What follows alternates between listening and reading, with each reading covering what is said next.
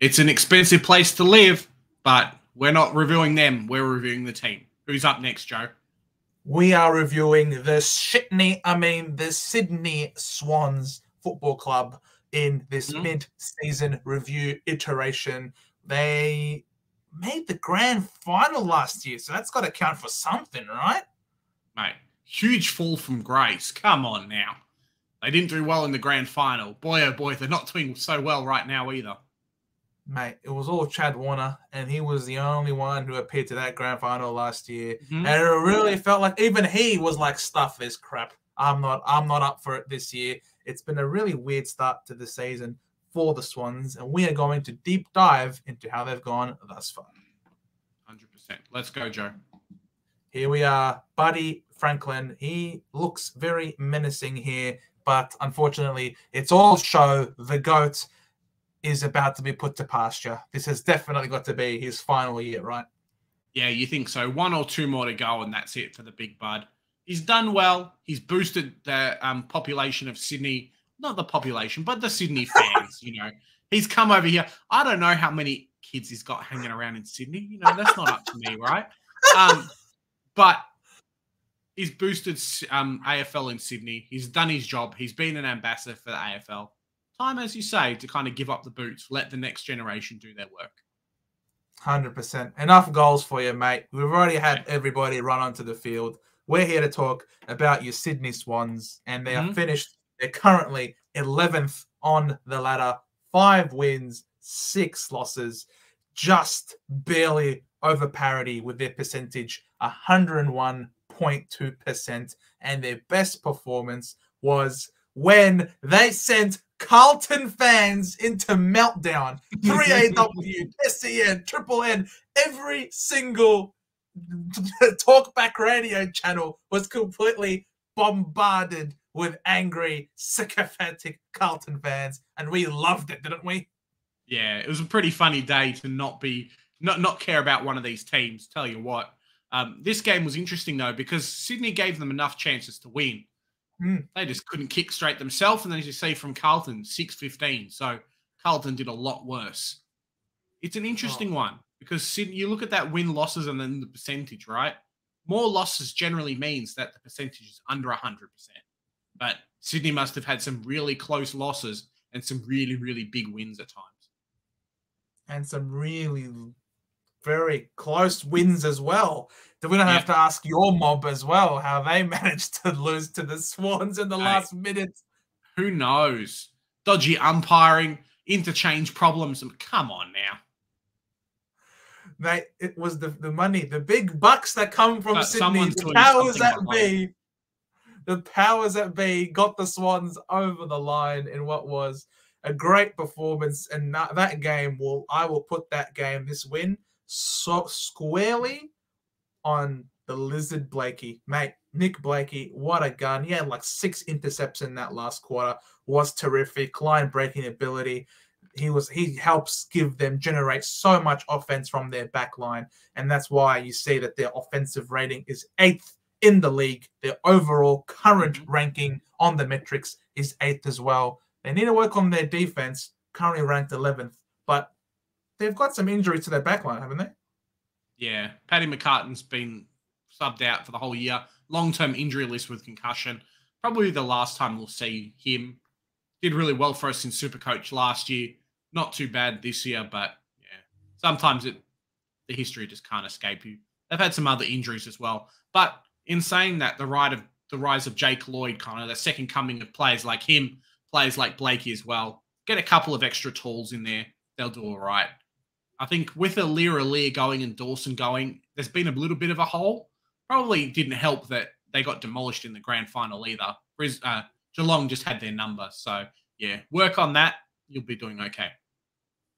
Yeah, exactly. Their living goal kicker, Tom Papley. He loves a goal. He loves a celebration, the little man. 20 goals for the season thus far, leading the way.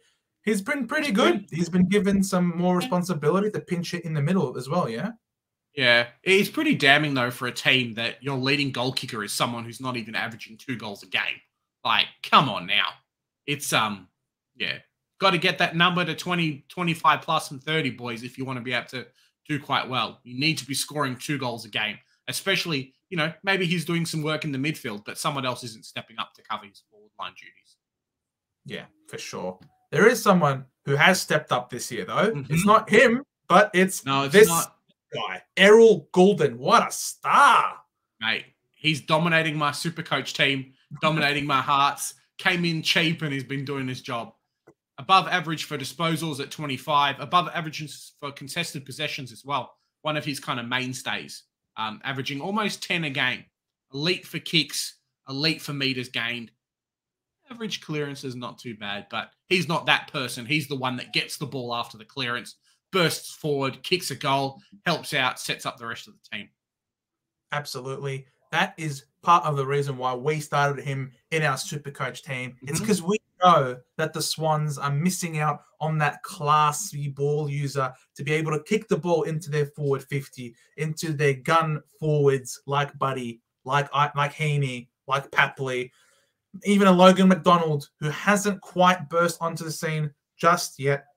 He's still young, key position forward. It takes time for them to fill out.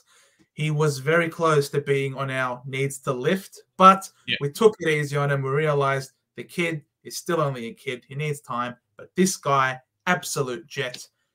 As is this man. As is this man. Callum Mills. I love this man so much. Probably too much for someone who doesn't barrack for the Swans. Mm-hmm. But you look at these statistics. Bang. Average. There is nothing average about Callum Mills. He is one of the best players in the league, but he cannot be averaging average 2.2 clearances. He cannot be average in disposals, 20.3. He cannot be average in contested possessions, 6.8. He cannot be average in score involvements. This dude is one of the best players in the league.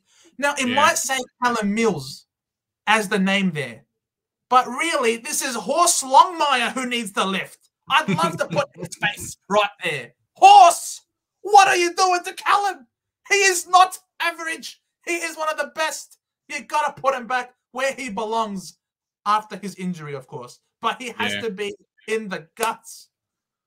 It's one of those things where we go on about being versatile in the AFL as being a good thing. Callum Mills can play everywhere, gets relegated to the back line.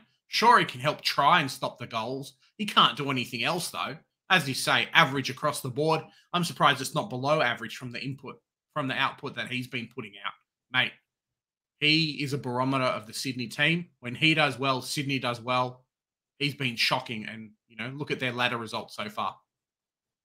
100%. Callum Mills, I feel sorry for you, man. I hope you have a speedy recovery, and you might make your way into my Supercoach team. If Horse can pull the head out of the horse's butt at this point in time. Very disappointed in Horse. We give him a C+, yeah? Yeah. They were very lucky to beat North. They've had some games that they shouldn't have won. Had some games that they probably should have won. Injuries just crippling them across the board. They still haven't got over the fact that Buddy's probably not the same player he was a couple of years ago. They haven't rebounded from the grand final loss either. So it's a struggle, and they've got to go uphill. Maybe they finish mid-table. Maybe they tank for a couple of earlier draft picks. See what happens with the team. It's crazy how often a team gets demolished in the grand final, and it just seems to do something to them because the next year they don't bounce back.